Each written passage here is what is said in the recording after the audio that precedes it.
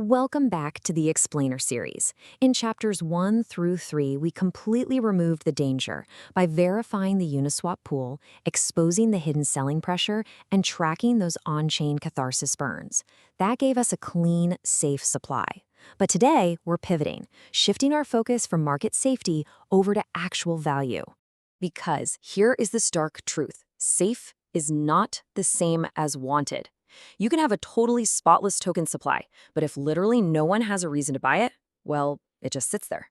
So this chapter is here to answer the absolute most critical question of this entire project. Why hold it at all? We're going to build this answer in 3 structured layers today.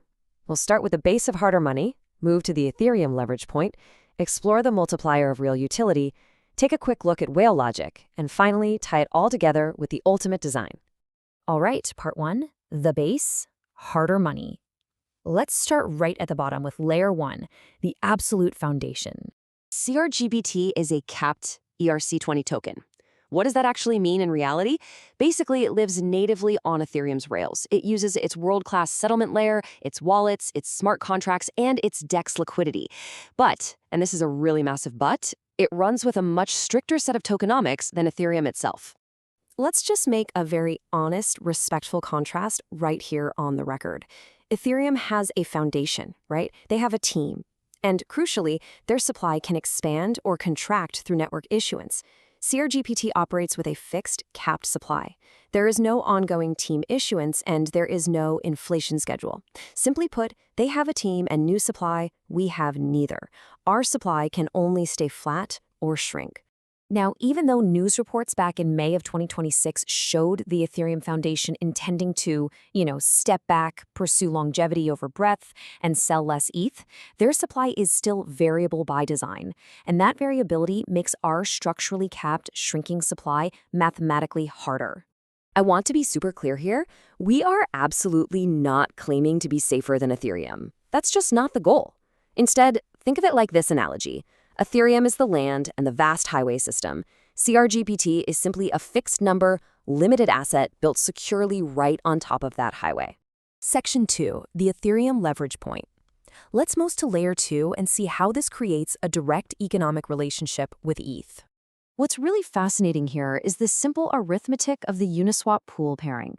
Because it's paired against ETH, there is an automatic relationship. Let's look at the numbers. Say the CRGP to ETH ratio stays totally stable at 0.001. If Ethereum rises from $2,500 to $3,000, holders gain in dollar terms automatically, going straight from $2.50 to $3.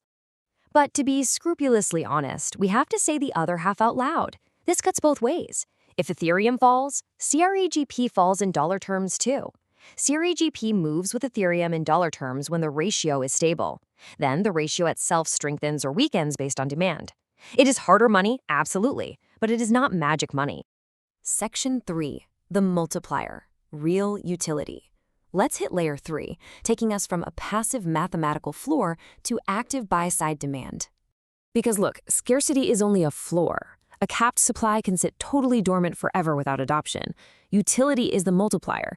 Real utility creates buy-side need. It's the key to the AI agents. It gets you access to advanced trading tools. It unlocks premium platform features. The entire design principle being built here is that people actually need the token to participate rather than just purely speculating on it.